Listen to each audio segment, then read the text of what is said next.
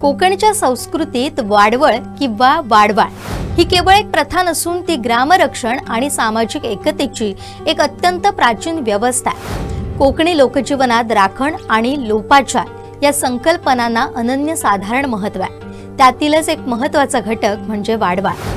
वाडवाळ म्हणजे ग्रामदैवतांच्या साक्षीने गावची सीमा सुरक्षित ठेवण्यासाठी केलेली एक सांकेतिक सीमाबंदी होय। गावात कोणत्याही प्रकारची बाधा, संकट किंवा अज्ञात शक्तींचा उपद्रव येऊ नये म्हणून गावच्या मुख्य वेशीवर किंवा ठराविक ठिकाणी या धार्मिक विधी केली जातात। यालाच लोकभाषेत राखण घालणं किंवा वाडवाळ घालणं असंही संबोधलं जातं। प्राचीन काळी जेव्हा वस्ती विखुरलेली होती तेव्हा रानटी श्वापद, साथीचे रोग किंवा संकटापासून गावचं संरक्षण करण्यासाठी ही एक कम्युनिटी मॅनेजमेंट सिस्टीम म्हणून काम करायची।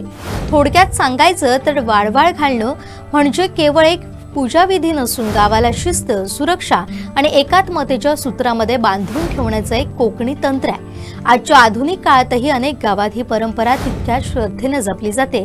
हे विशेष या प्रथेविषयी तुम्हाला माहिती होतं का? कमेंट करून नक्की सांगा।